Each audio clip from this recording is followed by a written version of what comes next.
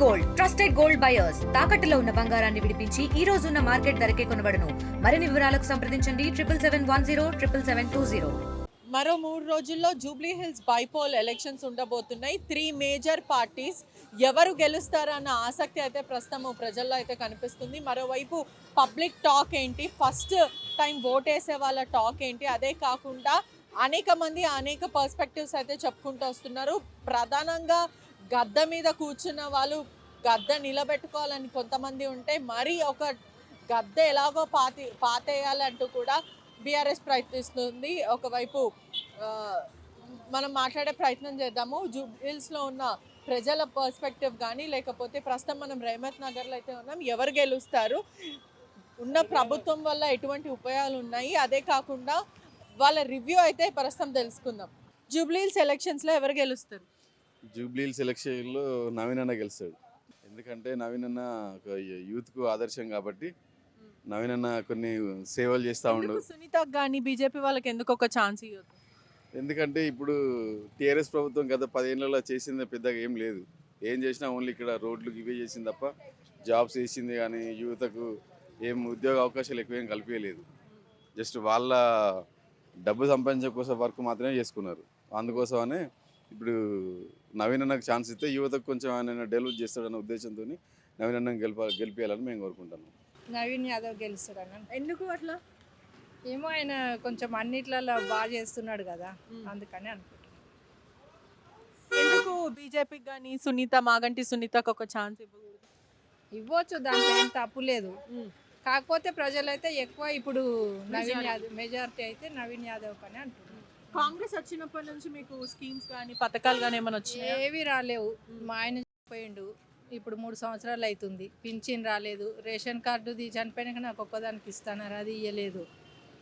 ఇండ్లు ఇందిరమ్మ ఇండ్లు అవి వచ్చినాయి అన్నారు, ఫోన్ చేసి అవి రాలేదు. ఒక బస్సు మాత్రము ఫ్రీగా ఉంది, దాంట్లో ఫుల్ రష్, ఎక్కుదామన్నా ఇది లేదు. ఇప్పుడు మాలాంటి వాళ్ళకు తొందరగా ఎక్కాలన్నా కానీ ఎక్కలేము పోలేము అన్నట్టు ఉంది. ఏదో బలవంతంగా డబ్బులు లేని పరిస్థితి అయిపోతున్నాం వస్తున్నాం అంతే. ఇంకా అయినా కూడా మళ్ళీ కాంగ్రెస్ని ఎంచుకుంటా అంటున్నారు. ఇక వాళ్ళ ఇష్టం అది. కొంతమందికి ఏమన్నా లాభాలు ఉన్నాయేమో వాళ్ళు ఎంచుకుంటారేమో, కానీ మాకైతే ఎట్లాంటి లాభం ఏది కలగలేదు. నేను కూడా చాలా ఆశించిన ఏదైనా ఇల్లు వస్తుందేమో, మాకు ఏదైనా ఇంత పింఛన్ వస్తుందేమో, మేము కూడా అప్పులు సమస్యలలో ఉన్నాం చాలా అని. కానీ చాలా 3 సంవత్సరాల నుండి ఆశపడ్డాను కానీ ఏది రాలేదు. అసలు ఏమీ లేదు. కరెంటు బిల్లు మాఫీ కానీ ఏది లేదు. ఏం చెప్తారమ్మా ప్రభుత్వానికి? అంటే కాంగ్రెస్ ఎన్నో హామీలు ఇచ్చి గద్దెక్కిన పరిస్థితి, ఏం చెప్తారు మీరు? ఇక అందరు ఆశకు గద్దెక్కిచ్చిర్రు వాళ్ళని అంతే. కాంగ్రెస్ అనేది ఒక నమ్మకము, ఒక బ్రాండ్ లాగా ముందు నుండి అంతే అనుకొని అందరు గెలిపించిర్రు. ఇంక ఇప్పుడు మాత్రం అట్లా ఏమన్నా ఈయన వస్తే చేస్తాడేమో అని ఆశ. నవీన్ యాదవ్ వస్తే ఎవరు గెలుస్తారు అనుకుంటున్నారు? కేసీఆర్ గెలుస్తాడు, కారు గుర్తు గెలుస్తుంది ఇక్కడ. ఎందుకంటే ఇక్కడ ఒక 10 సంవత్సరాల పాలన చూసినాం, తర్వాత 2 సంవత్సరాల విధ్వంసం చూసినాం. కనుక ఎక్కడికైనా కూడా మా మాగంటి సునీత గారికి మా ఓటు, కారు గుర్తుకే మా ఓటు, కేటీఆర్ గారికి మా ఓటు అని చెప్పి చెప్తా ఉన్నారు. ఖచ్చితంగా మా బస్తీ ప్రజలు కానీ మేము కానీ అందరం కూడా కారుకే ఓటు, కారే గెలుస్తుంది, కేసీఆర్ గెలుస్తారు. ఎందుకు మాగంటి సునీతకు ఒక ఛాన్స్ ఇవ్వాలంటే ఆల్రెడీ 3 సార్లు హ్యాట్రిక్ విన్ అయిన వ్యక్తి మాగంటి గోపీనాథ్. ఎందుకు కానీ కాంగ్రెస్కి ఒక ఛాన్స్ ఇవ్వడమో, బీజేపీకి ఒక ఛాన్స్ ఇవ్వడం, అందరికి ఇస్తేనే కదా తెలిసేది వారు ఎలా పాలిస్తారో అని. ఈ ఎన్నికలు ఒక మాగంటి సునీతదో లేకపోతే మాగంటి గోపీనాథ్లో ఎలక్షన్ కాదు. రాష్ట్ర ప్రజలందరూ ఒక దిక్కు, ఇలా జూబ్లీ ప్రజలందరూ ఒక దిక్కు. ఇలా జూబ్లీ ప్రజలు ఇచ్చే తీర్పే యావత్ తెలంగాణ ప్రజల తీర్పు. ఎందుకంటే మేమందరూ ఇలా ప్రతి గ్రామంలోని కావచ్చు, ప్రతి ఊరు కావచ్చు, ఈరోజు ఈ దుర్మార్గుడు కూడా వచ్చిండు, ఈ రాష్ట్రాన్ని రావణ కాష్టం చేస్తుండు. కనుక ఇది కర్రు కాచి వాత పెడితే ఇప్పుడు మళ్ళొకసారి తెలిసొచ్చి మాకు కావాల్సిన అభివృద్ధి జరుగుతుంది. వీళ్ళు 6 గ్యారంటీల పేరు మీద మమ్మల్ని మా ఓట్లు దండుకొని మమ్మల్ని సర్వనాశనం చేశారు. కనుక ఈ నిర్ణయం మా యొక్క ఏదో ఈ మాగంటి సునీత గెలుపు లేకపోతే మాగంటి కేసీఆర్ గెలుపు కాదు. కేసీఆర్ గారి 10 సంవత్సరాల పాలన మీద 2 సంవత్సరాల విధ్వంసం మీద జరుగుతుంది. కనుక మా తీర్పుతోటి ఇక్కడ జరగబోయే 6 గ్యారంటీ అమలుకు ఇది ఒక నాంది పలకబోతుంది. కనుక ఖచ్చితంగా మేము ఒక కేసీఆర్ను చూసి ఇలా రేవంత్ రెడ్డికి తగిన బుద్ధి చెప్పడానికి కోసం జరిగే ఎన్నిక అని చెప్పేసి భావిస్తున్నాం తప్ప ఇది ఒక మాగంటి గురించి కాదు. మరోవైపు బీఆర్ఎస్ని బాగా ట్రోల్ చేస్తున్న పరిస్థితి, సునీతని ట్రోల్ చేస్తున్న పరిస్థితి, దాని గురించి ఏం చెప్తారు? మాగంటిని సునీతని ట్రోల్ చేస్తున్న పరిస్థితి ఏదైతే రెండో పెళ్ళం అని చెప్పి ట్రోల్ చేయడము, మొదటి భార్య చనిపోయినప్పుడు తను అలవ్ కూడా చేయలేదు ఇంట్లోకి అని చెప్పి ఇట్లాంటి ట్రోల్స్ ఇవి ఇన్ని రోజులు గుర్తుకు రాలేదా? ప్రజలకు అన్నీ తెలుసు, కావాలని చెప్పేసి ఇలా గెలుస్తున్నాం కాబట్టి, ఇలా గెలిచే అభ్యర్థి కాబట్టి, కేసీఆర్ కారు గుర్తు గెలుస్తుంది కాబట్టి ఏదో ఒకటి చేసి వీళ్ళని ఓడగొట్టే ప్రయత్నం చేయాలని చెప్పేసి అంటారు. ఈ మాగంటి కుటుంబం ప్రజల గుండెల్లో ఉంది, బస్సి గుండెల్లో ఉంది, ప్రతి ప్రజల గుండెల్లో ఉంది కనుక ఇవన్నీ ఏదో ఒకటి చిల్లర మల్లర చెప్పేసి వాళ్ళ ఓట్లు చెడగొట్టే ప్రయత్నం చేస్తారు తప్ప ఇలాంటి ఎవ్వరు కూడా ప్రజలు నమ్మరు. ఎందుకంటే 30,000 మెజార్టీతో గెలుస్తారు. మాగంటి గోపినాథ్ ఏ మెజార్టీ గెలిచిండో దానికంటే ఎక్కువ మెజార్టీ తోటి ఇవాళ మళ్ళొక్కసారి మాగంటి సునీత గెలుస్తుంది. ఈ ఓటు కూడా మీ కేసీఆర్కి వేస్తున్నాం, కేటీఆర్కి వేస్తున్నాం అంటారు. ఎవరు ఏరియాలో ఎవరు మాట్లాడించినా, ఈ బస్సులు ఎవరు మాట్లాడించినా కూడా అద్భుతంగా మా ఓటు మాగంటి సునీత కారు గుర్తుకే మా ఓటు అంటారు. ఈరోజు జూబ్లీల్ సెలక్షన్ ఏదైతే ఉందో గెలుపు ఎప్పుడో అయిపోయింది, ఖాయం అంటున్నారా? జైత్రయాత్ర ఇక్కడ నుంచే మొదలవుతుంది. కేసీఆర్ గారు జైత్రయాత్ర ఇక్కడ నుంచే మొదలవుతుంది. ఇంతకుముందు మా మిత్రుడు చెప్పినట్టు ఈ దుర్మార్గపు పాలనకు అంతం పలికేటువంటి రోజు 11వ తారీఖు నాడు ఈ దుర్మార్గపు పాలనకు చెక్కు పెట్టి ప్రజలందరూ కూడా ఎప్పుడెప్పుడైనా ఎదురు చూస్తూ ఉన్నారు. సైలెంట్ ఓటింగ్ తోటి భారీ మెజార్టీ తోటి మాగంటి సునీత గెలవబోతుంది. ఈ అబద్ధాల పునాదుల మీద డైవర్షన్ పాలిటిక్స్ ఎన్ని రోజులు నిలవలేవు. ఇవి కేసీఆర్ గారు ఎక్కడున్నామని ప్రజలందరూ కూడా పిలుస్తూ ఉన్నారు. కాబట్టి ఈ ఎలక్షన్ ద్వారా తప్పకుండా మరొకసారి కేసీఆర్ గారి నాయకత్వాన్ని బలంగా బలపరుస్తూ ఉన్నారు ప్రజలందరూ. ఓటు ఎవరికి వేస్తావు? ఓటు ఈయనకే వేస్తాం. కాంగ్రెస్ వేస్తాం. అవునా? కాంగ్రెస్ పరిపాలన ఎలా అనిపిస్తుంది? ఏమో పరిపాలన ఏమో కానీ ఆయనకే వేస్తాం ఓటు. ఎవరు గెలుస్తారన్న? నవీన్ యాదవ్. ఎందుకు నవీన్ యాదవ్? ఎందుకంటే ఆయన కూడా ఒక ఛాన్స్ ఇస్తామని టీఆర్ఎస్ ఛాన్స్ ఇచ్చినాం. ఇప్పుడు టీఆర్ఎస్ విన్నర్ కదా మాగంటి గోపినాథ్. అవును, కానీ ఇప్పుడు టీఆర్ఎస్కి చేసినా కూడా అభివృద్ధి జరగదు. మాకు ఇప్పుడు జరుగుతుందా? జరగదు కదా. అందుకోసమే కాంగ్రెస్కి వేస్తే అభివృద్ధి అవుతుంది అన్నట్టుగా చేస్తాం. ఓటు ఎవరికి వేస్తామన్నా? రూలింగ్ పార్టీ చేస్తే ఏమైనా పని అవుతుంది.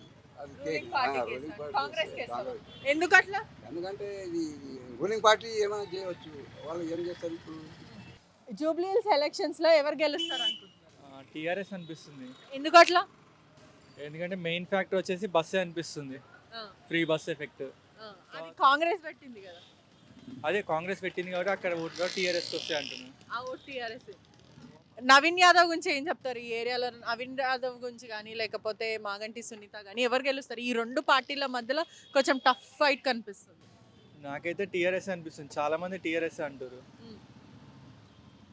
అదే టీఆర్ఎస్ అనిపిస్తుంది. ఫస్ట్ టైం ఓటారా మీరు?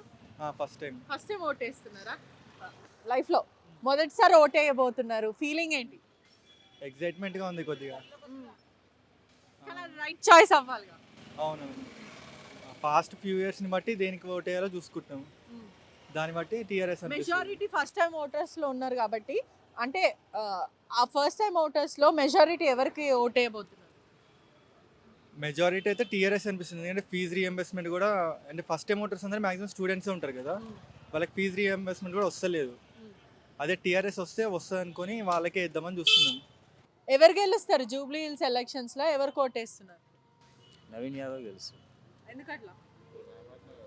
ఎందుకట్లా అంటే ఆయన యువకుడు, పనులు చేస్తాడు తిరిగి. సునీత లేడీ. మాగంటి గోపినాథే ఎవరిని దగ్గర రానియలేదు.